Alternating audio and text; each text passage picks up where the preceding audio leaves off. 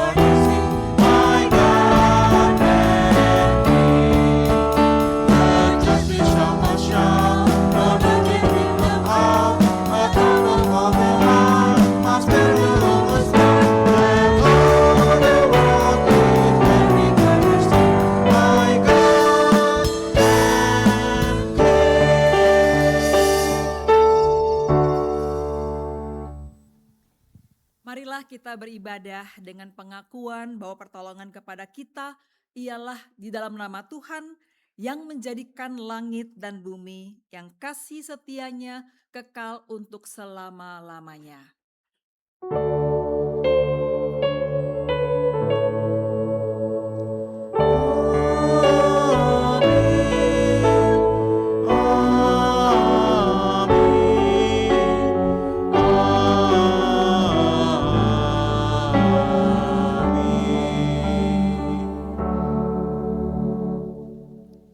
Kasih karunia dan damai sejahtera dari Allah menyertai saudara.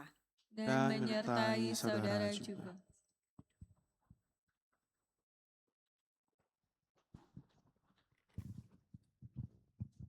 Teman-teman, semua kitab hari ini diambil dari Roma 12 ayatnya yang ke-12.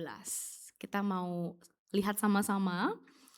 Bersukacitalah dalam pengharapan, sabarlah dalam kesesakan, dan bertekunlah dalam doa. Teman-teman, mungkin ayat yang baru saja kita lihat sama-sama, itu mungkin buat beberapa dari kita terdengar agak klise kali ya teman-teman ya gitu. Kita sering dengar tentang berharap, tetap sabar gitu kan, bertekun, berdoa dan lain sebagainya gitu. Tapi kalau kita pikir-pikir lagi teman-teman ya, mungkin bisa jadi justru hal-hal itu yang paling sulit untuk kita lakukan. Apalagi kalau hidup kita atau pelayanan kita sedang dalam masa yang tidak baik-baik saja. Teman-teman, lewat ibadah pada hari ini kita diajak untuk kembali belajar berdoa dengan sungguh-sungguh. Tekun menanti dalam kesabaran dan tetap berjalan dalam kesatuan kasih dengan Tuhan kita Yesus Kristus. Karena mungkin sering kali ya teman-teman ya, Tuhan mempersiapkan kita untuk menghadapi tantangan pelayanan itu bukan lewat jalan yang mudah atau instan. Tapi justru yang Tuhan mau adalah Ia mau melihat kita bertekun setia di jalannya.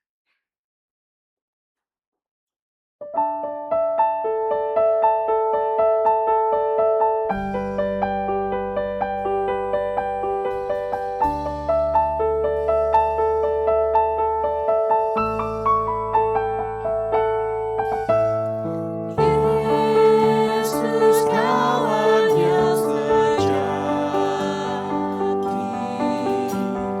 bagi kita yang lemah,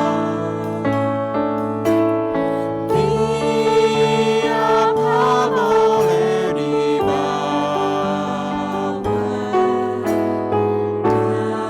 dalam doa padanya.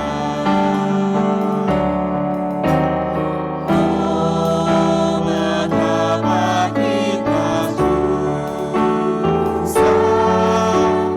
dan percuma berlelah bila kurang tadi dalam doa padanya.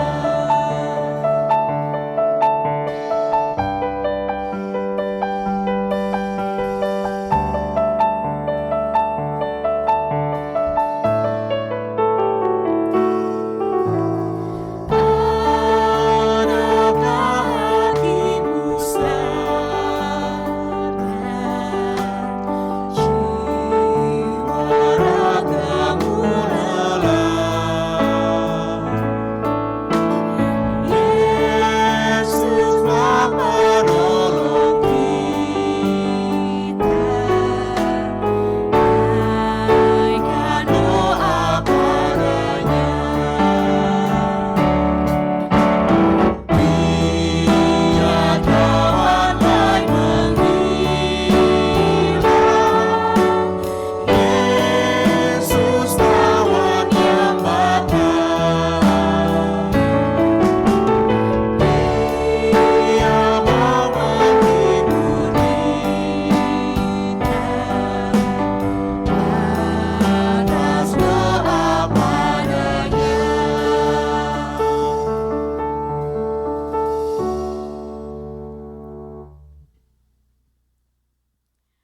Teman-teman, seringkali gitu ya teman-teman, sebagai umat Kristen, kita berkata bahwa doa adalah nafas hidup orang beriman, nafas orang Kristen. Tapi kalau kita boleh jujur atau kita boleh pikir-pikir lagi gitu ya teman-teman, mungkin bisa jadi seringkali doa itu adalah hal pertama yang kita tinggalkan atau kita lewatkan ketika hidup sedang dalam kondisi tidak baik-baik saja. Mungkin di era saat ini akan lebih mudah jika kita curhat gitu ya sama teman kerja mungkin saat lagi pusing di kantor, atau mungkin teman di kampus saat lagi pusing di kuliah, atau mungkin yang paling simpel mencari penghiburan lewat scroll TikTok, scroll Instagram gitu kan, banyak yang lucu-lucu kan di situ. Dan akhirnya berjam-jam lewat, kita capek, udah tidur aja. Gitu. Bisa jadi juga mungkin tidur adalah salah satu cara kita gitu ya untuk melupakan masalah-masalah yang ada di hari-hari kita. Dan lagi-lagi doa bukan pilihan kita ketika hidup sedang sulit. Teman-teman, kalau kita melihat kehidupan Yesus saat masih ada di dunia ini, Yesus saja, Tuhan kita, yang kita pikir mungkin dia bisa segalanya gitu teman-teman ya. Apa sih yang dia gak bisa lakuin? Apa sih mukjizat yang dia gak bisa perbuat? Tapi Yesus saja ketika dia mau berbuat sesuatu, ketika ia mau melakukan sesuatu, Yesus saja masih berdoa kepada Bapanya di surga. Yesus saja masih bertanya kepada Bapanya di surga dia harus apa. Ketika dia takut, ketika hidupnya sedang tidak baik-baik saja, Yesus saja masih berdoa, mengambil waktu khusus untuk berdoa dan berbicara kepada Bapanya dari surga. Dan menurut saya, mungkin ini bisa menjadi teguran yang cukup tajam untuk kita. Kalau Tuhan kita saja masih membutuhkan Bapa yang ada di surga, bukankah kita juga lebih membutuhkan Tuhan? Teman-teman, saat ini kita diberi waktu untuk merenung, untuk mengakui dosa-dosa kita, berbicara kepada Tuhan di hadapannya secara pribadi. Teman-teman, saya persilahkan untuk mengambil waktu berdoa secara pribadi di hadapan Tuhan.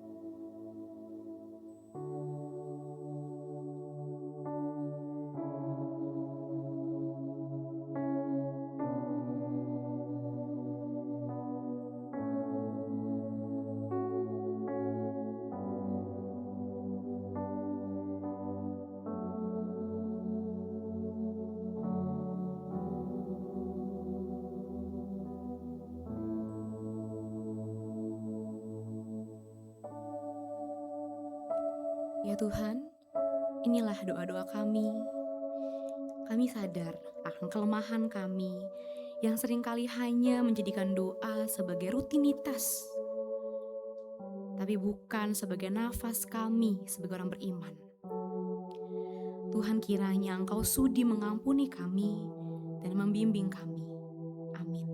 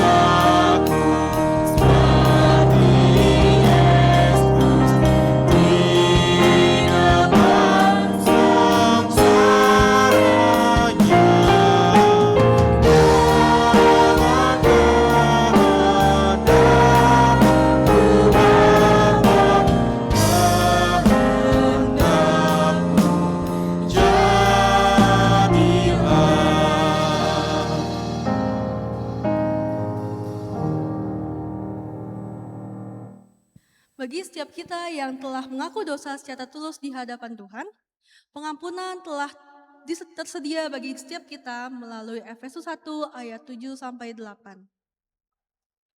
Sebab di dalam Dia kita beroleh penebusan melalui darahnya, yaitu pengampunan atas pelanggaran menurut kekayaan anugerahnya yang dilimpahkannya kepada kita dalam segala hikmat dan pengertian. Demikianlah berita anugerah dari Tuhan. Syukur kepada Allah Damai Kristus besertamu. dan besertamu juga. Teman-teman dipersilakan untuk bersalam damai. Salam damai. Damai Kristus.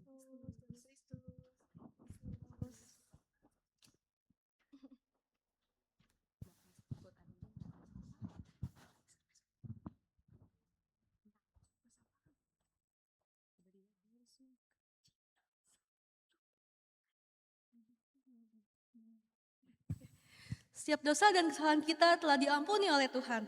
Marilah kita bertekad untuk selalu melangkah dengan petunjuknya, dengan tegak terus megah.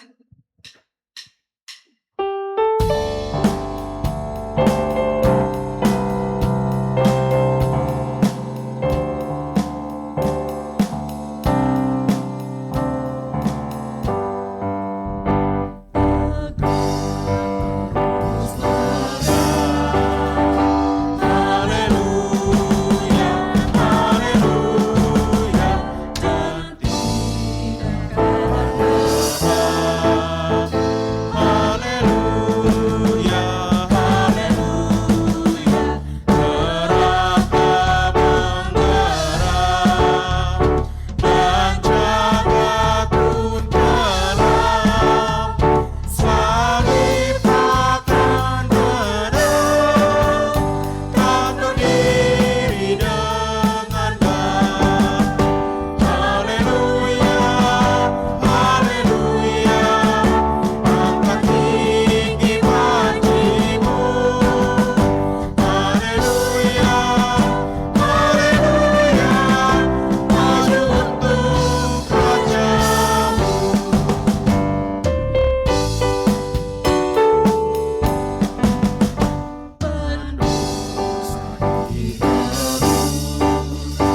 Haleluya, haleluya, dengan darah kudus. Haleluya, haleluya, marilah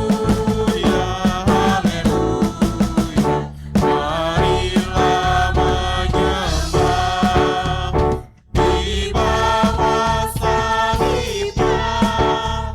Jangan ragu megah, Rajamu agungkanlah.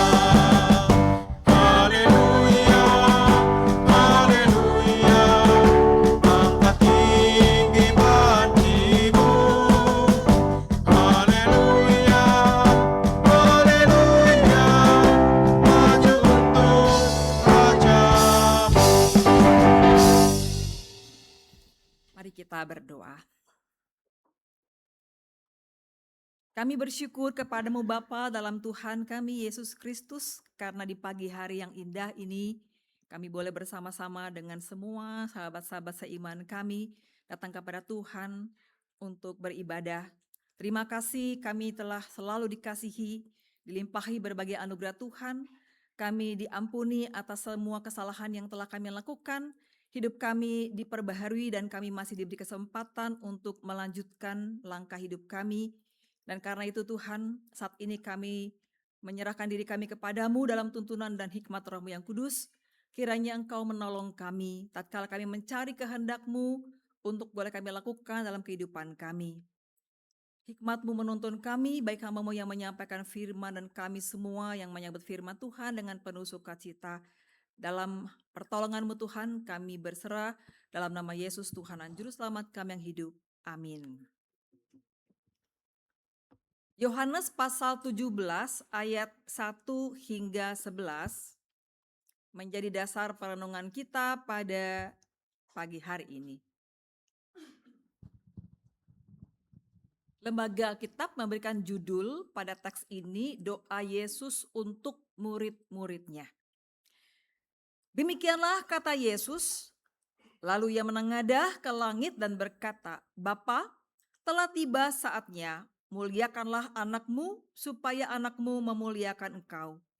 Engkau telah memberikan kepadanya kuasa atas segala yang hidup, supaya ia memberikan hidup yang kekal kepada semua yang telah engkau berikan kepadanya.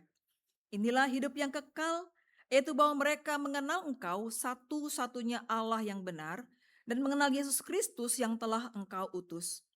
Aku telah memuliakan engkau di bumi dengan menyelesaikan pekerjaan yang kau berikan kepadaku untuk kulakukan. Sekarang ya Bapa, muliakanlah aku di hadiratmu sendiri dengan kemuliaan yang kumiliki di hadiratmu sebelum dunia ada. Aku telah menyatakan namamu kepada semua orang yang kau berikan kepadaku dari dunia. Mereka itu milikmu dan engkau telah memberikan mereka kepadaku dan mereka telah menuruti firman-Mu. Sekarang mereka tahu bahwa semua yang kau berikan kepadaku itu berasal dari engkau. Sebab segala firman yang engkau berikan kepadaku telah kuberikan kepada mereka dan mereka telah menerimanya. Mereka tahu benar-benar bahwa aku datang dari engkau dan mereka percaya bahwa engkaulah yang telah mengutus aku. Aku berdoa untuk mereka, bukan untuk dunia aku berdoa, tetapi untuk mereka yang telah engkau berikan kepadaku, sebab mereka adalah milikmu. Dan segala milikku adalah milikmu, dan milikmu adalah milikku, dan aku telah dimuliakan di dalam mereka. Aku tidak ada lagi di dalam dunia, tetapi mereka masih ada di dalam dunia, dan aku datang kepadamu. Ya Bapa yang kudus, jagalah mereka dalam namamu, yaitu namamu yang telah engkau berikan kepadaku, supaya mereka menjadi satu sama seperti kita. Demikianlah pembacaan Alkitab. Berbahagialah kita yang tidak sekedar membaca, tetapi juga yang melakukannya dalam keseharian. Haleluya.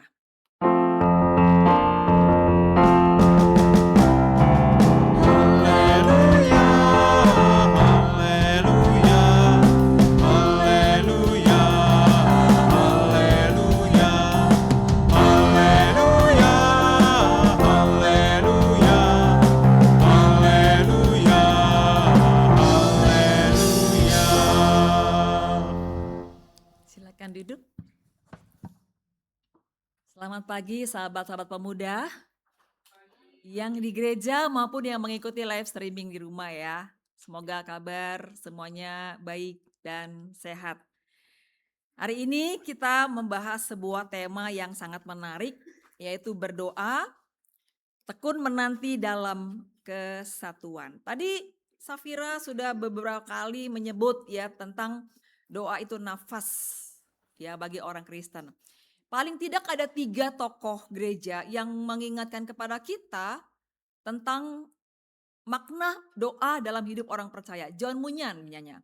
Di buku A Call to the Temple, dia bilang begini, prayer is a shield to the soul, a sacrifice to God, and a scourge for Satan. Prayer is the breath of the soul.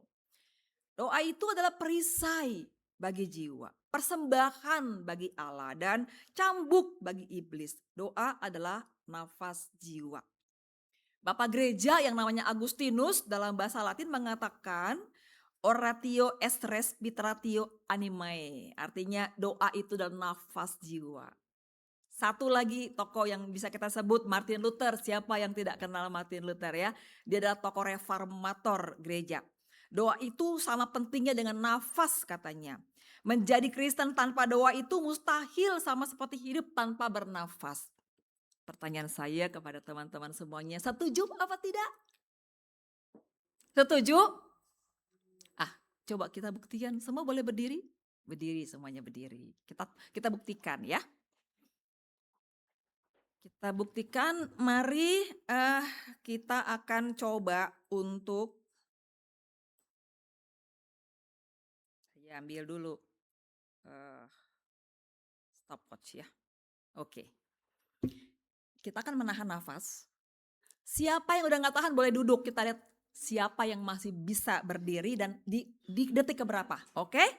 Siap semuanya? Narik nafas yang panjang ya. Sepanjang-panjangnya. 1, 2, 3.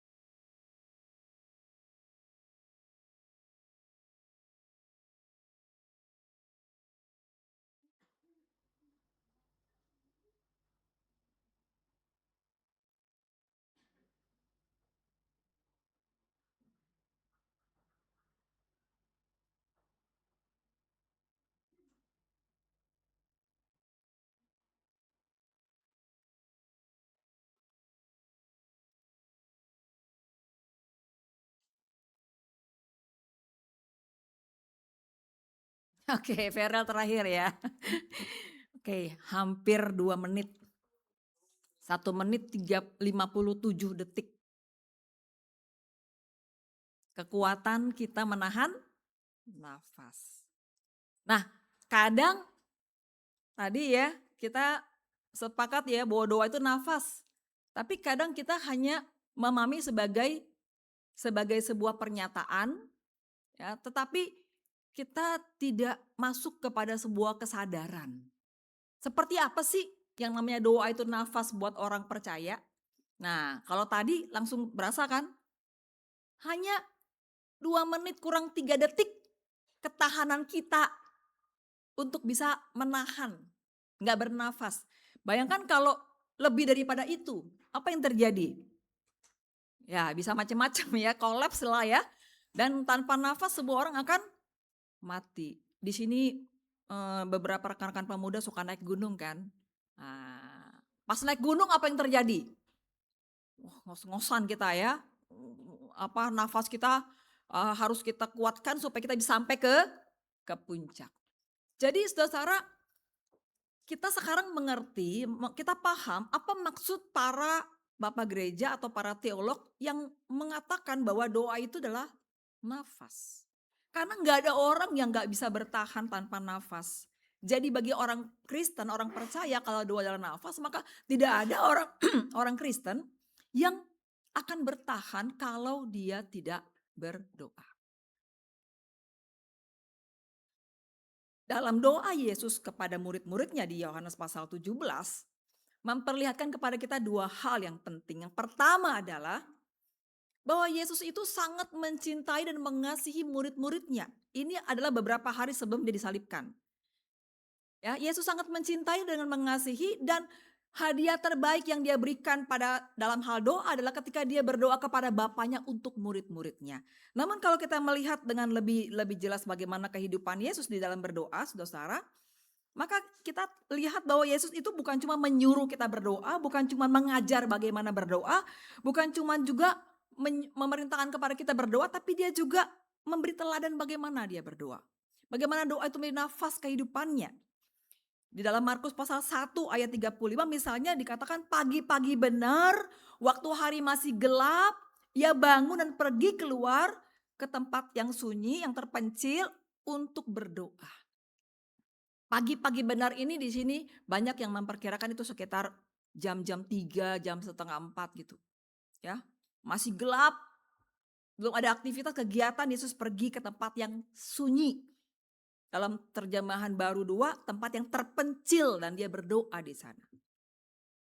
Dalam Lukas pasal 6 ayat 12, suatu ketika pada hari-hari itu pergilah Yesus ke bukit untuk berdoa, dan sepanjang malam, dalam TB1 diterjemahkan semalam-malaman, ia berdoa kepada Allah. Kalau tadi Yesus sebelum melakukan pekerjaannya ia berdoa kepada Allah, maka ini setelah ia melakukan pekerjaannya ia berdoa lagi kepada Allah semalam-malaman. Dan ini ia lakukan sebelum ia menentukan 12 murid yang akan menemani dia. Dalam Matius pasal 14 ayat 23, setelah orang banyak itu disuruhnya pulang, ini setelah ia melayani, setelah ia mengajar, Yesus naik ke atas bukit dan berdoa seorang diri. Menjelang malam atau ketika hari sudah malam, ia sendirian di situ. Nah, tentu saja kita tidak akan pernah lupa ketika di Taman Getsemani, Yesus berdoa kepada Bapaknya, sekiranya cawan ini bisa lalu daripadaku, biarlah berlalu, tetapi kehendakmu yang terjadi bukan kehendakku. Yesus menyerahkan hal yang akan dilalui, dialami sebagai konsekuensi bagi cinta Allah bagi dunia, dengan berserah, berdoa, memohon kekuatan kepada Bapaknya. Dalam kelemahannya, dalam ketakutannya, dalam semua penderitaan yang akan dia alami, maka berdoa kepada Bapa adalah hal yang penting untuk ia lakukan. Di kayu salib beberapa kalimat ia ucapkan sebagai doa kepada Bapaknya. Ya Bapa, ampunilah mereka sebab mereka tidak tahu apa yang mereka perbuat. Eli, Eli lama sabatani, Allahku, Allahku, mengapa engkau meninggalkan aku? Dan terakhir dalam Lukas 23 ayat 46, Yesus berkata, ya Bapa, ke dalam tanganmu kuserahkan nyawaku. Saudara, Yesus mengatakan berjaga-jagalah dan berdoalah. Kenapa kita harus berjaga-jaga dan berdoa? Sebab kata Yesus, supaya kamu jangan jatuh ke dalam pencobaan, roh memang penurut tetapi daging itu lemah. Ada 2 kali Yesus mengatakan hal itu dalam kitab Injil, supaya kita berjaga-jaga dan berdoa. Jadi bayangkan saja kalau Yesus bukan cuma menyuruh kita dan mengajar kita berdoa, bahkan mempraktekkan doa itu dalam kehidupannya, maka jelaslah betapa pentingnya arti dan makna doa itu. Karena apa? Karena kita terdiri dari roh dan daging. Roh itu penurut, kata Yesus, tapi daging lemah. Udah punya rencana nih mau diet misalnya gitu kan. Udah ada tekad, udah ada komitmen. Tapi begitu ada yang nawarin makanan kesukaan, aduh, ya udahlah, besok aja deh mulainya. Hari ini udahlah, aku kalah gitu kan. Ya, daging lemah. Godaannya begitu banyak. Dan seringkali kita tidak bisa mengandalkan kekuatan daging kita untuk bisa menghadapi berbagai macam pencobaan. Kita membutuhkan pertolongan roh yang memampukan kita untuk bisa menghadapi semua godaan. Dan namanya godaan itu di mana-mana. Di rumah kita mengalami godaan. Ya, di sekolah atau di kampus kita mengalami godaan. Di tempat kerja kita mengalami godaan. Di jalan kita mengalami godaan. Ada 1001 wajah godaan datang dalam hidup kita, terutama sebagai orang-orang muda. Alkitab menceritakan kepada kita bahwa tokoh-tokoh muda banyak yang jatuh ke dalam pencobaan. Karena apa? Karena ketika kita mengandalkan kedagingan kita, kita pasti akan menjadi lemah. Saudara, dalam doa Yesus kepada Bapaknya dalam Yohanes pasal 17 menarik sekali. Ada 4 hal yang menjadi isi. Yang pertama adalah dalam doanya Yesus menyatakan rasa syukurnya kepada Allah. Ia menyebut mereka semua orang yang kau berikan kepadaku dari dunia. Mereka itu milikmu dan kau telah memberikan mereka kepadaku, ayat 6. Ayat 9, dan mereka yang telah engkau berikan kepadaku. Jadi walaupun Yesus yang memilih murid-muridnya, namun Yesus sangat paham dan sangat mengerti bahwa para murid itu adalah orang-orang yang diberikan Bapa kepada Yesus. Allah yang memberikan mereka kepada Yesus. Yesus bukan menganggap murid-murid sebagai sebuah beban yang memberatkan, tapi hadiah yang patut dihargai. Orang-orang yang akan bekerja bersama-sama dengan Yesus, yang akan melanjutkan karya-karyanya. Dan dalam doa Yesus kepada murid, kepada Bapaknya, ia bersyukur atas kehadiran mereka. Dalam kesatuan kita, saudara, pernahkah kita juga bersyukur terhadap orang-orang yang ada di dekat kita, rekan-rekan kita, tim kerja kita, tim pelayanan kita?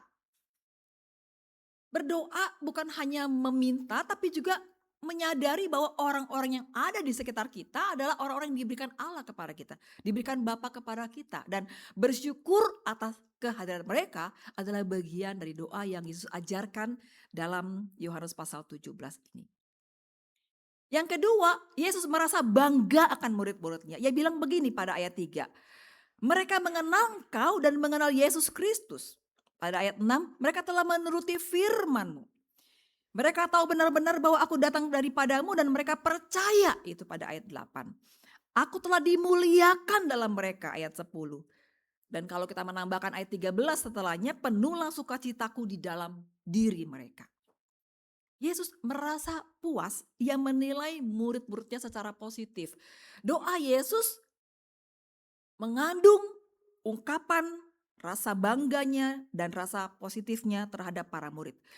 Kalau kita melihat kata dimuliakan dalam ayat 10, maka itu mengatakan bahwa perilaku para murid selama 3 tahun, bukankah 3 tahun mereka bersama-sama 24 jam dalam satu hari ya.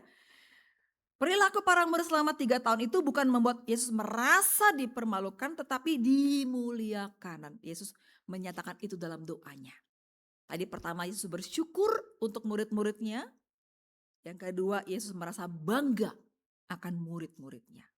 Luar biasa ya, Yesus bangga akan murid-muridnya. Dan yang ketiga, Yesus mempercayai mereka, mempercaya para murid. Ia berucap, aku telah mengutus mereka ke dalam dunia. Selama 3 tahun Yesus mendidik muridnya supaya menjadi kader penerus yang akan melaksanakan dan melanjutkan pekerjaannya di dunia. Dan pekerjaan itu adalah memulai suatu gaya hidup yang baru yang disebut hidup kekal pada ayat yang kedua. Yaitu hidup yang mengenal engkau sebagai satu-satunya Allah yang benar dan mengenal Yesus Kristus. Dan kini Yesus telah menyelesaikan pekerjaannya. Ia berkata pada ayat 4, aku telah mempermuliakan engkau di bumi dengan jalan menyelesaikan pekerjaan yang engkau berikan. Dan sekarang saatnya tiba untuk para murid melanjutkan pekerjaannya. Yesus percaya bahwa mereka mampu melaksanakannya. Yang pertama tadi Yesus bersyukur untuk murid-muridnya. Yang kedua Yesus bangga dan melihat positif para murid. Dan yang ketiga Yesus percaya bahwa mereka mampu melaksanakannya. Nah saudara, ini yang keempat. Kata Yesus pada ayatnya yang ke-11. Aku tidak ada lagi di dalam dunia, tetapi mereka masih ada di dalam dunia. Yesus sadar bahwa kehidupan para murid dan semua tantangan yang akan mereka alami di dunia itu bukan hal kecil. Bukan hal yang mudah, hal yang amat sangat sulit. Dilema yang akan mereka hadapi, orang-orang yang akan mereka pertanggungjawabkan pemberitaan Injil. Belum lagi kejaran, siksaan, fitnahan, tuduhan, penghakiman. Kalau kita mau tahu semua yang dialami para murid, itu Kisah Para Rasul bercerita begitu banyak hal yang para murid alami. Bahkan Eusebius seorang sejarawan mencatat kisah hidup para murid itu luar biasa, sangat-sangat tragis. Namun pertanyaannya adalah kenapa mereka mau? Kenapa mereka mampu melakukannya? Pertama karena mereka tahu siapa yang mereka imani, siapa yang mereka layani. Dan yang kedua karena mereka gak pernah sendirian. Mereka gak pernah sendirian dalam menjalankan tugas panggilan yang Yesus percayakan. Mereka disertai, Yesus menyerahkan mereka kepada Bapa, peliharalah mereka. Pelihara mereka, jagalah mereka. Dalam TB1 katanya pelihara mereka, dalam TB2 jagalah mereka. Jadi saudara-saudara, sejak 2000 tahun yang lalu, ketika Yesus berdoa buat murid-muridnya, sampai sekarang, mungkin kita gak sadar, mungkin kita gak ngeh gitu ya. Bahwa kita dijaga, kita dipelihara oleh Bapa, kita gak pernah sendirian. Perasaan kita bilang kita sendirian, apalagi kalau lagi ada masalah bertubi-tubi. Baru di PHK, putus pacar, orang tua sakit, banyak hal yang bisa terjadi dalam hidup kita. Tapi pernahkah kita menyadari bahwa sebenarnya sejak 2000 tahun yang lalu Yesus sudah berdoa kepada Bapa supaya semua miliknya itu dijaga, dipelihara oleh Sang Bapa. Dan itu juga berlaku buat kita pada saat ini, dijaga, diselamatkan. Bukan berarti kita gak pernah mengalami hal yang buruk ya. Bukan berarti kita gak pernah mengalami bahaya. Tapi penyertaan penjagaan Tuhan itu nyata dan terbukti. Seringkali jemaat bilang begini, Bu Frida kalau pergi kemana-mana gak takut tuh sendirian gitu. Ya, saya bilang saya rasanya sih gak pernah sendirian. Oh ya, karena saya bersama Mas Kris, saya bilang gitu. Siapa itu Mas Kris? Perasaan di gereja cuma ada Mas Agus, Pak Yakub, Pak Tommy. Siapa itu Mas Kris? Mas Kristus. Saya bilang gitu, oh iya pantesan aja. Kalau saya bisa banyak bercerita, banyak banget pengalaman-pengalaman di jalan ketika sendiri. Jam 2 pagi jemaat telepon supaya ke rumah sakit karena ada anggota keluarga yang sedang gawat. Oke, siap berangkat gitu kan. Ya itulah si Matupang siang malam tunaikan panggilan kan. Nggak usah Bu, pagi-pagi aja, enggak sekarang aja. Kita gak pernah tahu umur kan. Ya saudara-saudara, suatu ketika mobil saya diikuti oleh 2 motor. Tapi saya gak sadar. Di lampu merah, mereka mepet-mepet gitu ke mobil saya. Saya pikir kok aneh ya, masih banyak ruang kosong kenapa dia mepet-mepet. Tapi pikiran saya positif, ya gak apa-apa lah. Nah kemudian saya waktu itu mau menuju ke Pastori waktu itu masih di Biak, Jalan Biak. Waktu saya mau masuk lampu merah mau belok ke jalan biak itu kok mobil saya tuh aneh gitu ya, kayak kayak bannya itu seperti, apa, di belakang itu nggak enak begitu, padahal saya baru pulang dari bengkel. Jadi udah dijamin semuanya bagus gitu. Ketika saya merasakan ada keadaan itu, lalu spion, saya dilihat dari spion, 2 motor tadi ada di belakang saya tuh. Nah, waktu saya mau masuk gang Petojo VIY 4, itu saya, eee, lihat mereka masih ngikutin. Jadi tuh mobil walaupun nggak enak saya bawa terus sampai ke depan rumah. Seberang rumah saya tuh adalah rumahnya, apa namanya, satpam. Nah, saya berhenti, motor yang satu kemudian melewati mobil saya. Tapi motor yang satu lagi ada di belakang. Jadi mereka tuh 4 orang. Setelah saya berhenti kemudian saya turun, saya langsung ke, eee, rumah Pak Satpam itu, lalu saya panggil dia, lalu kami sama-sama lihat ada apa sih di mobil saya gitu. Dan ternyata mobil saya tuh udah robek-robek lah yang sebelah kiri, belakang kiri. Terus ada paku bolong di bannya. Jadi rupanya waktu mepet-mepet itu ditusuk sama paku bolong. Sehingga nanti saya harus berhenti kan, lalu 4 orang itulah. Kejadian itu bukan cuma 1 kali, terjadi lagi tuh waktu di dekat mau menuju, Samanhudi lah di katedral. Suruh minggir minggir minggir minggir, "Kenapa ini minggir?" gitu kan, motor juga tuh. Saya pikir, "Oke deh saya minggir tapi masuk ke katedral." Aman kan? Gitu. Ya masuk, saya minggir, iya saya yang oke, saya minggir. Masuk ternyata ya sama juga. Saudara itu peristiwa kecil, tapi peristiwa yang besar yang mengancam nyawa udah berapa kali juga saya alami. Tapi ketika kita berserah kepada Tuhan, ya, berserah kepada Tuhan itu tidak berarti bahwa kita akan bebas dari semua bahaya itu, tapi ada damai sejahtera dalam hati kita, karena kita tahu apapun yang terjadi baik atau buruk, susah atau senang, kita ada di tangan yang berkuasa, tangan Bapa. Pengalaman yang aneh lagi hikmat Tuhan menuntun. Saya diberikan nama untuk besuk. Di situ namanya nama seorang pria. Oke, saya langsung ke rumah sakit. Waktu saya ketok pintu ruang rumah sakit itu dan saya buka, saya kaget. Loh kenapa ibu-ibu nih? Dan banyak orang di sekitarnya, hampir saya tutup lagi karena saya pikir, oh saya nyasar deh, saya salah ya. Tapi itu saya kenali satu orang gitu di situ, lalu kemudian saya samperin, ternyata itu orang tuanya yang memang belum Kristen, mau operasi, pantesan aja si ibu pucat, kayaknya ketakutan gitu ya. Dan saya samperin, saya senyum, saya diperkenalkan ini mama saya gitu. Nah, saya ngobrol, oh mau operasi ternyata, Bu boleh saya berdoa buat ibu? Ya ya boleh boleh boleh. Saya pegang tangannya dan kami berdoa.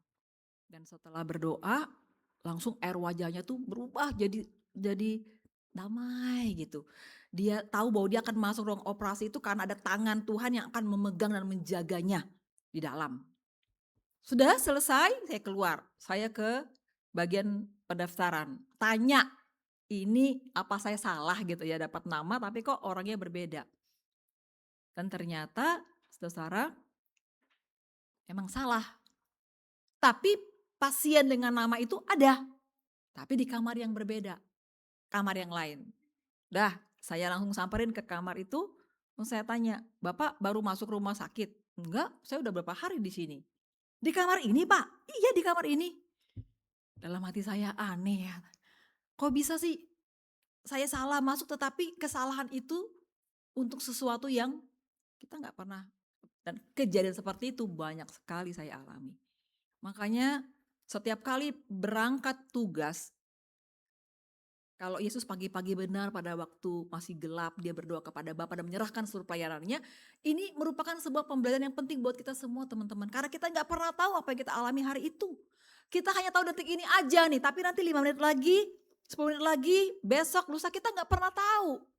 Dan kita nggak pernah bisa mengandalkan semua itu hanya di tangan kita karena kita tidak punya kendali atas itu. Kita masih duduk sama-sama nih, nanti malam ada kabar duka cita, dipanggil pulang sama Tuhan. Kita nggak pernah tahu. Nah karena itulah Doa kepada Bapa seperti yang Yesus lakukan, mempercayakan murid-muridnya kepada Bapa adalah suatu tindakan kasih yang amat sangat besar. Menunjukkan betapa istimewanya kita sebagai anak-anak Tuhan. Dengan demikian, ini menguatkan kita bahwa karena saya dipercaya, dijaga, dipelihara oleh Bapa, maka ketika saya melayani, ketika saya bekerja, ketika saya dimanapun saya berada, kemanapun saya melangkah, saya itu nggak pernah sendirian. Saya bersama dan disertai dan ditolong oleh Tuhan. Nah, saudara, tadi saya katakan doa ini diucapkan oleh Yesus hanya beberapa hari menjelang kematiannya. Ia tahu bahwa dalam jangka pendek maupun jangka panjang para pengikut Yesus akan mengalami banyak sekali kesulitan, banyak tantangan, bahaya, bahkan juga ancaman kematian. Oleh sebab itulah Yesus menitipkan dan mempercayakan mereka kepada Bapa di surga.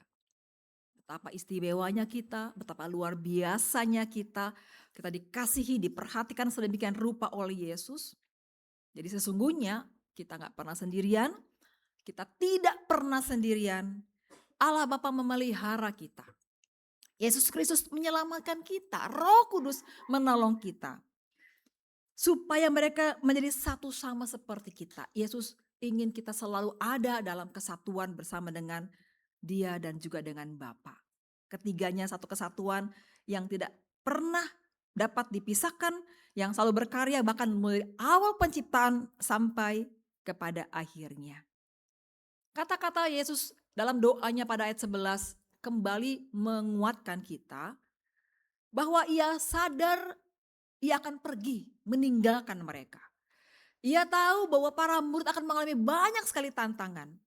Tetapi kata Yesus, ya Bapa, jagalah mereka dalam namamu. Itu namamu yang telah engkau berikan kepadaku. Supaya mereka menjadi satu sama seperti kita. Perhatikan kata mereka. Yesus gak menyebut satu persatu muridnya, tapi mereka berarti sebuah persekutuan. Disinilah kita diingatkan bahwa penantian kita akan datangnya Roh Kudus harus kita lakukan di dalam kesatuan kita, bukan dalam keterpisahan kita. Para murid harus ada dalam kesatuan satu dengan yang lain. Dan kesatuan bukan berarti penyeragaman. Tapi kesatuan itu berarti mengorkestrasi perbedaan. Dalam kesatuan itu tiap perbedaan itu dibutuhkan, diperlukan. Ya, seperti tubuh dengan anggota-anggota. Ada yang jadi mata, ada yang jadi telinga, ada yang menjadi tangan, ada yang menjadi mulut, hidung semuanya. Dan semuanya berfungsi sama pentingnya, hanya berbeda perannya. Dan itulah kita. Kesatuan berarti Tuhan mau kita tetap tinggal dalam kesatuan untuk dapat melanjutkan pekerjaannya. Doa dalam kesatuan, karya dalam kesatuan yang tidak terpisahkan. Karena setiap hal yang kita lakukan berdampak kepada saudara-saudara kita. Seperti tubuh dan anggota-anggota. Mungkin hal yang paling mudah kita saat ini kita lihat adalah dalam ibadah pada hari ini ya. Ada Frida sebagai pembawa firman, ada Fani sebagai penatua yang mendampingi, ada Safira dan Felicia yang menjadi liturgos, ada Adriana dan Angel yang menjadi pianis, ada Ido yang menjadi bass, ada Tiffany yang bermain drum, ada Andrew dan Meliani sebagai singer, ya. Ada yang gak kelihatan di belakang, Regita multimedia, ada Ray operator, gak kelihatan tapi nyata hasilnya, bukan pekerjaan mereka. Ada Mario bagian publikasi, ada Feral dan Sirena sebagai usher. Masing-masing mempunyai perannya sendiri-sendiri. Tapi ketika disatukan menjadi satu kesatuan, maka inilah ibadah kita. Dan selain mereka ada saudara-saudara semua yang tadi berdiri menahan nafas. Kalau kalian gak ada, gak bisa jelas khotbah ini awalnya seperti apa ya, mau dibawa kemana ya. Kita semua punya peran. Karena ternyata ada orang yang, siapa yang nomor 1 tadi duduk? Ada yang pertama kali duduk. Kita harus bersyukur kepada yang pertama kali duduk. Karena apa? Karena itu menunjukkan serapuh itulah kita. Kita bersyukur yang paling bertahan untuk berdiri sampai selesai. Bahwa sebatas itulah kemampuan kita. Tapi kita semua masing-masing memberi makna bahwa tidak ada seorang pun di antara kita yang gak bisa hidup tanpa bernafas, dan karenanya gak ada seorang pun di antara kita yang sanggup menjadi pengikut Kristus yang setia, tekun berkarya, melanjutkan pekerjaannya kalau kita tidak ditolong, ditopang oleh doa kepada Bapa. Nah, jadi mulai hari ini dengan kesadaran kita, kadang kita bilang aduh capek, mau berdoa capek, ngantuk nih. Ingat, setiap kali kita mengingat bahwa doa itu adalah kekuatan dalam hidup kita, maka tidak soal mungkin kita nggak bisa berdoa 10 menit, mungkin kita bisa berdoa 1 menit. Berdoa adalah relasi saya dengan Tuhan, dan saya tidak bisa tanpa Tuhan. Saya tidak bisa tanpa Dia. Apapun juga kekuatan dan kemampuan saya nggak bisa tanpa Tuhan. Dan itulah yang akan membuat kita semua menjadi para pemuda yang akan selalu setia berdoa dalam segala sesuatu, setia untuk melanjutkan karyanya dalam kesatuan kita, setia untuk menjaga kesatuan hati satu dengan yang lain, setia untuk selalu menjadi bagian dari persekutuan ini. Saudara-saudara, bayangkan kalau tidak ada seorang pun di antara saudara yang hadir, cuma para pelayan ibadah. Nah, tetapi kita semua mengambil bagian yang penting dalam ibadah hari ini. Dan biarlah Tuhan menolong kita untuk selalu menyadari kalau Yesus aja menjelang kepergiannya berdoa kepada Bapaknya. Kalau Yesus aja dalam segala peristiwa berdoa kepada Bapaknya. Kalau Yesus aja dalam hal yang paling sederhana sampai hal yang paling menegangkan berdoa kepada Bapaknya. Masakah kita murid-muridnya tidak melakukan apa yang telah diteladankan oleh Yesus? Tuhan menolong kita untuk menjadi pelaku-pelaku firman. Amin.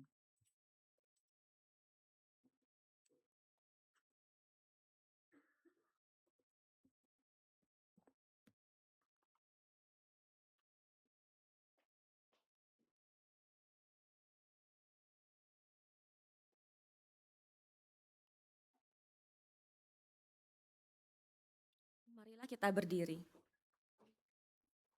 Bersama dengan umat Allah di masa lalu, masa kini, dan masa depan, mengingat janji baptisan kita dengan mengikrarkan pengakuan iman rasuli.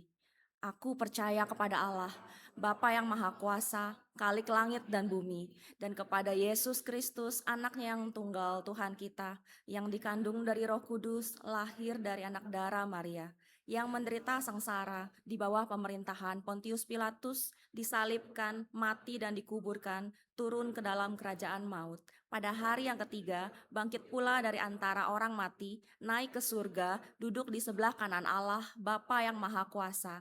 Dan dari sana ia akan datang untuk menghakimi orang yang hidup dan yang mati. Aku percaya kepada Roh Kudus, gereja yang kudus dan am, persekutuan orang kudus, pengampunan dosa, kebangkitan orang mati, dan hidup yang kekal. Amin. Silakan duduk.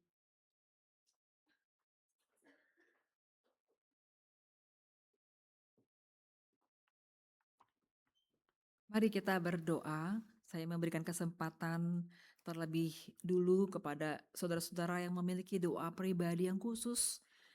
Kita bisa menyampaikan dan mengungkapkannya kepada Tuhan, dan setelah itu kita melanjutkan doa syafaat.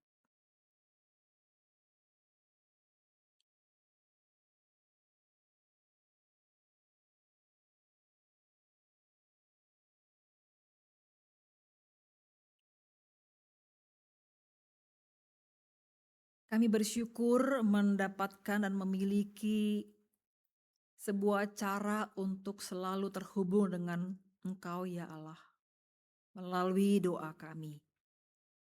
Biarlah kami terus bertumbuh dalam kehidupan doa, karena doa adalah kekuatan dan yang terus menolong dan menopang kami untuk senantiasa mengingat kehadiran-Mu dan pertolongan-Mu dan karya-Mu dalam sepanjang hidup yang Tuhan percayakan kepada kami. Mampukan kami untuk menjadi pelaku firman Tuhan dan bahkan berbuah dan menjadi berkat bagi sesama kami. Saat ini kami berdoa bagi kesehatan, juga keluarga, karir, pendidikan, dan juga pelayanan para pemuda.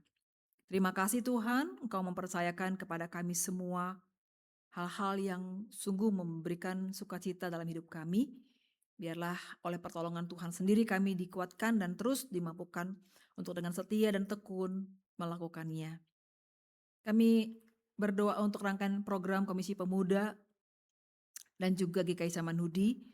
Biarlah Tuhan semua yang dipikirkan, direncanakan dan diprogramkan boleh menjadi bagian yang terus membangun kehidupan persekutuan, pelayanan dan kesaksian GKI Samanhudi dan terutama dalam komunitas para pemuda. Terima kasih kami punya sahabat-sahabat, teman-teman yang akan selalu bersama dengan kami menghadapi dan menjalani kehidupan kami. Kami boleh saling menopang, saling menguatkan, saling mendukung dan dalam kasih kami terus bertumbuh dalam iman kepada Tuhan. Kami doakan bangsa dan negara kami. Tuhan, Kau mengetahui dan memahami akan kondisi politik, ekonomi dan sosial. Dan apa yang menjadi kerinduan dan harapan masyarakat terhadap Indonesia. Biarlah dalam seluruh perjuangan yang masih berlaku, Tuhan kiranya campur tangan dan hadir untuk menolong. Hikmat-Mu ada pada para pemimpin bangsa. Hati yang takut akan Tuhan, Tuhan anugerahkan kepada mereka. Sehingga semua yang terjadi sebagai dinamika bangsa ini adalah hal-hal yang boleh mengedepankan keadilan, kedamaian, dan juga kesejahteraan bagi masyarakat. Dalam keprihatinan kami akan situasi pada saat ini Tuhan, Engkau yang terus menolong dan memberikan kepada kami semua semangat. Biarlah apa yang kami pikirkan dan kami perjuangkan sebagai para pemuda pada saatnya juga boleh menjadi bagian yang ikut memberikan kontribusi positif bagi bangsa negara kami. Kami bersukacita untuk teman-teman kami yang pada bulan ini boleh merayakan ulang tahunnya. Kami bersyukur untuk Meliani, untuk Vincent, untuk Regita. Tuhan, mereka adalah pemberian Tuhan buat persekutuan kami sebagai para pemuda. Berkatilah kehidupan mereka agar berlimpah dengan sukacita. Tuhan yang menopang dan menolong dalam mereka menggapai semua cita-cita dan impian. Tuhan yang terus memberkati dalam mereka bertumbuh dalam iman. Tuhan pakai mereka dimanapun mereka berada. Dan semua hal yang mereka rancangkan biarlah dalam rencana Tuhan dan rancangan Tuhan yang terindah boleh terwujud untuk kebaikan dan juga sukacita yang penuh bagi mereka. Ya Bapak, kami menyerahkan segenap doa-doa kami, baik yang sudah kami ucapkan dengan kata-kata kami, maupun juga setiap doa yang kami serukan dari hati kami yang paling dalam. Semuanya kami bawa kepadamu, dalam nama Yesus Kristus yang telah mengajar kami berdoa, Bapa kami yang di surga. Dikuduskanlah namamu, datanglah kerajaan-Mu, jadilah kehendak-Mu di bumi seperti di surga. Berikanlah kami pada hari ini makanan kami yang secukupnya, dan ampunilah kami akan kesalahan kami, seperti kami juga mengampuni orang yang bersalah kepada kami. Dan janganlah membawa kami dalam pencobaan, tapi lepaskanlah kami dari yang jahat, karena Engkau yang punya kerajaan dan kuasa dan kemuliaan sampai selama-lamanya. Amin.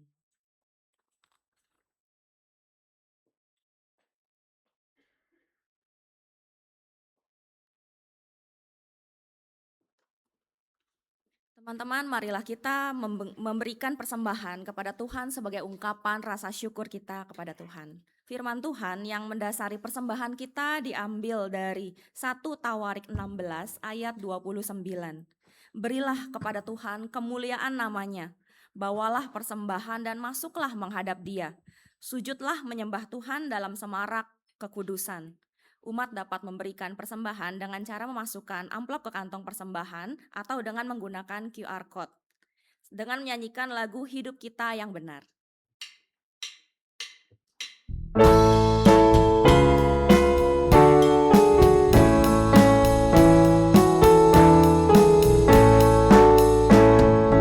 Hidup kita yang benar harus mengucap syukur, dalam Kristus bergema, janganlah terkebun.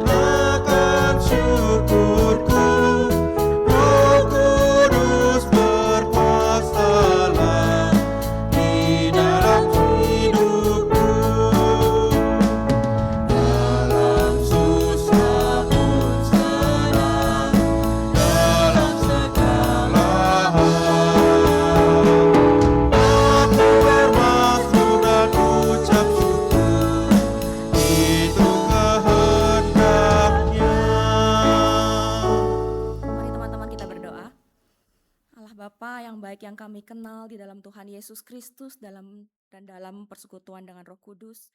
Kami bersyukur kepadamu ya Allah Sang Pencipta, Allah Sang Penebus dan juga Penolong yang mengasihi kami. Kami bersyukur untuk kasih setiamu yang tidak pernah berkesudahan di sepanjang kehidupan kami dan selalu ada untuk kami. Terima kasih untuk pemeliharaanmu yang sempurna dan untuk segala berkat-Mu juga dalam bentuk firman Tuhan yang boleh kami terima pada hari ini. Saat ini kami mengumpulkan persembahan sebagai ungkapan syukur kami kepadamu. Kiranya Tuhan yang menguduskan dan sehingga persembahan ini dapat menjadi alat bagi kemuliaan nama-Mu. Dan tolonglah juga berikanlah hikmat kepada rekan-rekan kami yang akan mengelolanya. Kami juga butuh pertolongan-Mu untuk kami dapat mempersembahkan diri kami sebagai persembahan yang hidup, kudus, dan berkenan bagi-Mu. Di dalam nama Tuhan Yesus Kristus kami bersyukur dan berdoa. Amin.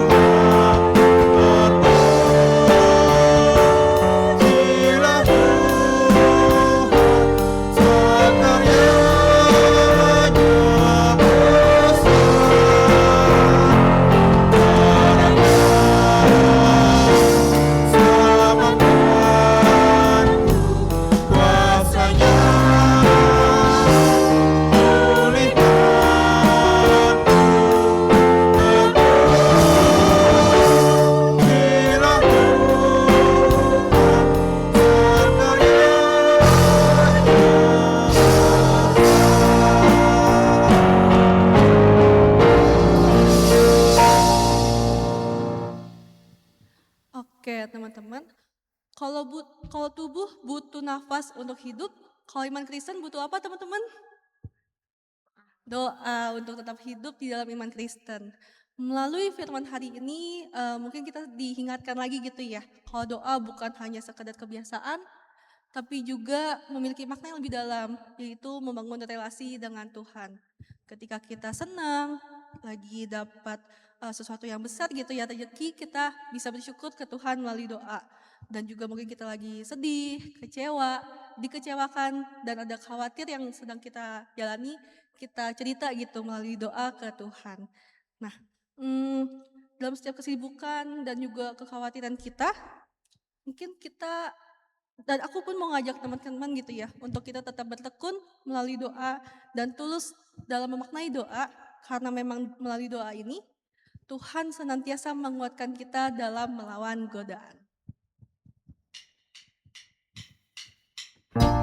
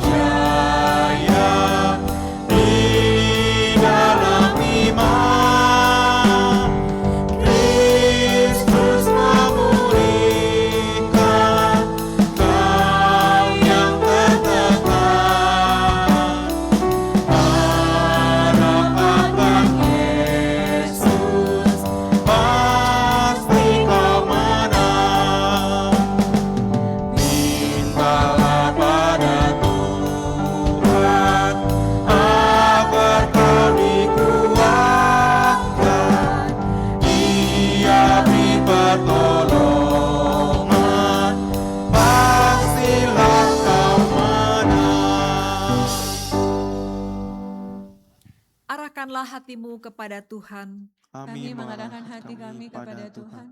Jadilah saksi Kristus. Syukur kepada Allah. Terpujilah Tuhan. Kini dan selamanya. Kini pulanglah dalam damai sejahtera dan terimalah berkat Tuhan. Tuhan memberkati engkau dan melindungi engkau. Tuhan menyertai engkau dengan wajahnya dan memberi engkau kasih karunia. Tuhan menghadapkan wajahnya kepadamu dan memberi engkau damai sejahtera. Amin. Amin.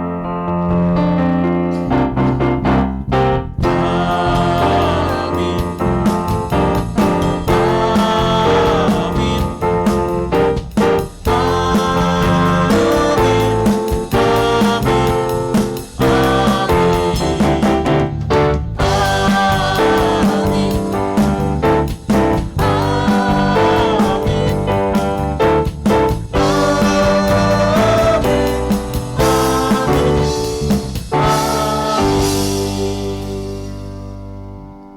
Teman-teman silakan bersaat teduh.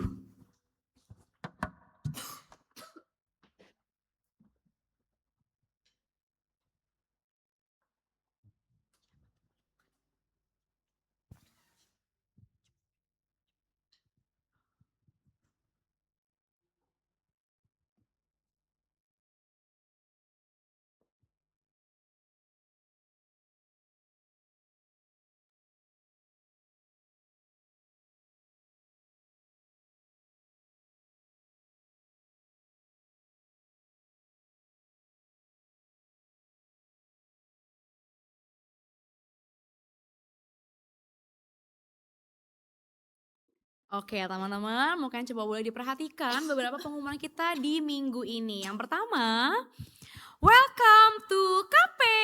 Adakah yang teman-teman yang mungkin baru datang di hari ini? Ada mungkin yang baru hadir. Saya sih mendengar kabar burung, katanya ada 2 orang nih Felicia ya yang hari ini baru hadir. Apakah ada? Boleh berdiri mungkin teman-teman? Boleh menunjukkan dirinya yang mana? Iya, tunjukkanlah dirimu teman-teman. Kami ingin melihat dirimu. Apakah ada? Wih.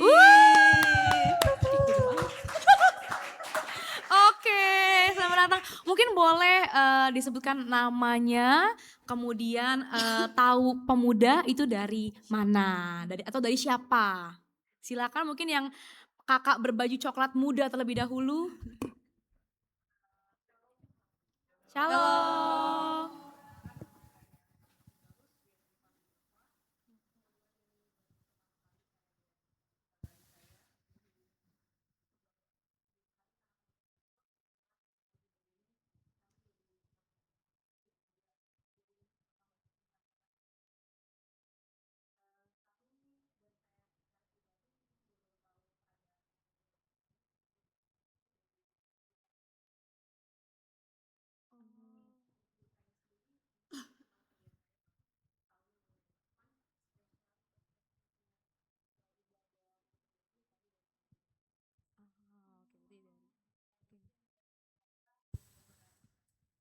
Terima kasih. Terima kasih. Selamat datang Selamat Nova. Ya, kakak yang satu lagi. Shalom. Marta, oke. Selamat datang untuk Selamat Nova dan datang. juga Marta ya teman-teman ya. Nanti boleh disambut kedua teman baru kita. Terima kasih kakak. Silakan duduk lagi. Datang lagi ya di Datang minggu lagi minggu depan ke depan. pemuda. Oke, berikutnya. Happy birthday! Ada 3 teman kita yang ulang tahun di minggu ini. Ada Cimeli single kita di tanggal 14 kemarin. Lalu ada Ko Vincent Selwyn di tanggal 15. Ini urutan semua ya. Dan juga Ci Egi yang hari ini mulmet ya. Kemarin baru buat ulang tahun. Iya. Selamat ulang tahun Nanti semuanya. boleh diucapkan teman-teman ya di Jarkom ataupun di DM juga boleh. Langsung juga boleh. Langsung Setelah juga boleh, kan ada ya orangnya di pemuda, sini iya. ya. Oke, berikutnya. Ya, teman-teman adalah ibadah kita 2 minggu lagi. Jadi minggu depan kita tidak ada ibadah di KP ya. Kita akan gabung di umum. Ini adalah ibadah kita 2 minggu lagi memberitakan Sang Trinitas. Akan dibawakan oleh Pendeta Christina Febri. Lalu jamnya itu dan ruangan juga masih sama teman-teman. Di sini jam 9:30 sampai dengan jam 11. Oke, berikutnya ini adalah, ini adalah pelayan 2 minggu lagi ya. Teman-teman yang melayani silakan sama mempersiapkan diri. Berikutnya, nah ini adalah pelayan kita hari ini. pelayan firman kita ada Pendeta Frida Situmorang, lalu penatua yang bertugas ada Penatua Fani Sutana, lalu liturgos ada saya Safira dan juga teman saya. FJ. Panggil FJ aja. Kaget. Pemusik kita ada Kak Angel dan juga Kak Adrian di piano, lalu ada Tiffany di drum dan juga ada Ko Ido di bass. Kita boleh tepuk tangan teman-teman untuk teman-teman dari Bina Musik Saman Hudi yang sudah melayani di Komisi Terima Pemuda pada hari kasih. ini. Lalu singer kita belum. Back. Singer kita ada Cimeliani dan juga ada Andrew. Lalu multimedia ada Ciregita, operator Korey, publikasi Mario, Ashra, ada Farel dan juga Sirena. Terima kasih untuk pelayanan teman-teman semua hari Terima ini. kasih Nah, semuanya. next baru. Nah teman-teman ya, seperti yang sudah kita tahu hari ini kebetulan kita dilayani oleh teman-teman dari BIMUS ya. Mungkin teman-teman beberapa udah tahu, mungkin juga ada yang belum tahu. Jadi BIMUS itu adalah tempat kita bisa belajar musik teman-teman ya. Mau musik apa juga bisa ya Koido ya. Bisa, pokoknya mau musik apa juga bisa teman-teman ya. Buat teman-teman yang tertarik untuk belajar musik, untuk melayani di bidang musik boleh banget menghubungi Bapak Agus. Ini bukan Agus supir teman-teman, ini Agusnya beda. Ini Agus flute ya. Ini Agus yang main flute teman-teman ya. Jadi silakan kalau teman-teman mau belajar musik silakan menghubungi Bapak Agus di nomor yang sudah tertera di layar. Silakan FJ. Baik, selanjutnya. Oke, tadi kan sudah disebut ya sama Cisa kalau minggu depan kita nggak ada kebaktian KP karena kita akan merayakan Pentakosta di kebaktian umum. Nah, sebelum ke kebaktiannya, aku mau infoin dulu kalau di hari Pentakosta minggu depan tanggal 24 Mei akan ada 4 acara yang akan dilakukan setelah KU2. Yang pertama itu ada seminar financial dengan judul Financial Discipline, The Habit Behind Every Success yang akan dibawakan oleh Pak Yahya. Akan dilakukan di jam 12 siang. Jadi kan pulang kebaktian 2 itu jam 11:30 gitu kira-kira ya. Nah teman-teman tuh bisa ikut ke workshop lain juga. Mungkin di workshop DIY ataupun cek kesehatan. Dan juga bisa jajan atau beli makanan di festival kuliner seperti itu. Lalu juga yang kedua ada workshop DIY. Tie-dye t-shirt juga akan dilakukan di jam 11:30 sampai jam 2 siang. Teman-teman boleh mendaftarkan di kontak person yang ada ya di masing-masing acaranya. Dari seminar, workshop, dan yang ketiga juga cek kesehatan. Di jam 11:30 juga ke kontak person yang tersedia. Nah teman-teman di masing-masing acara ini ada biaya pendaftaran. Di seminar financial di Rp100.000, kemudian di workshop DIY tie-dye Rp75.000 dan cek kesehatan di Rp50.000 seperti itu. Nanti selanjutnya akan ada QR untuk teman-teman yang mau mendaftarkan langsung ke acara-acara ini seperti itu. Mungkin ada yang mau scan dulu kali ya, kita kasih waktu beberapa detik.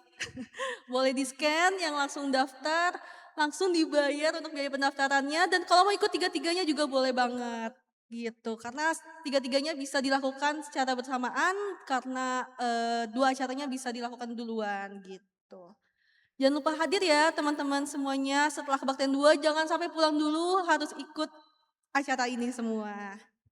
Oke, boleh di next. Nah, ini merupakan kebaktian minggu depan dengan tema rohnya memberi kita karunia untuk kebaikan bersama yang akan dilayani oleh pendeta Peter Abednego. Di minggu depan akan ada 3 jam kebaktian. Yang pertama di jam 7 pagi, lalu jam 9:30 dan jam 6 sore. Teman-teman di minggu depan tidak ada ibadah Komisi Pemuda tapi boleh bergabung di ibadah Pentakosta. Boleh next. Nah teman-teman, kayaknya udah pernah lihat ya poster ini ya. Ini adalah poster kalau dilihat dari logonya yang cukup besar adalah You Run. Mungkin yang tahun-tahun sebelumnya kita kenal sebagai Fun Run, tapi di tahun ini kita mau rebranding sedikit kalau namanya itu You Run. Tapi masih coming soon teman-teman. Jadi kalau memang mau ikut yang suka banget lari-lari culture atau mau coba untuk menjadi culture melalui lari, ya boleh banget ditungguin acara ini melalui warta-warta di KP dan juga bisa follow di Instagram Komisi Pemuda juga. Nanti tungguin aja untuk info-info selanjutnya. Boleh next. Oke, selain itu ini juga ada pengumuman terkait teman-teman yang memang berniat untuk melakukan katekisasi gitu ya. Akan dibuka start di 6 Juni di kelas Sabtu sampai 20 Februari nanti. Tapi dari sekarang teman-teman udah boleh daftar gitu. Kalau ada yang mau belajar katekisasi boleh scan QR yang ada di depan atau menghubungi kontak person yang ada Tante Yani, Bu Parwi dan juga Kak Valentin. Nanti akan disebarkan juga melalui grup Jarkom Pemuda. Teman-teman yang masih mau pikir-pikir dulu boleh banget nanti boleh menghubungi kontak-kontak yang ada di depan ini. Selanjutnya. Nah, teman-teman, hari ini banget nih di tanggal 17 Mei udah diinfoin dari berminggu-minggu sebelumnya kalau hari ini kita akan ada LHP Lighthouse Project atau pembinaan yang diadain sama Komisi Pemuda dengan tema Overthinking Generation versus An Uncertain World, Survive or Thrive. Nah, teman-teman yang mau ikut pembinaan ini ya mungkin udah banyak banget yang daftar di grup Jarkom, tapi mungkin ada juga nih yang masih mikir-mikir mau ikut gaya. Gak usah banyak pikir, langsung aja ikut setelah kebaktian ini. Gak usah daftar lagi di grup, langsung aja join. Nanti akan ada disediakan makan siang juga gitu ya di belakang. Kalau memang mau ikut tanpa mendaftar juga boleh, langsung aja duduk, tetap stay di sini dan kita akan lanjut ke acara pembinaan ini. Seperti itu. Oke, masih ada? Oke, sudah selesai teman-teman. Selamat hari Minggu semuanya. Sampai ketemu di ibadah selanjutnya.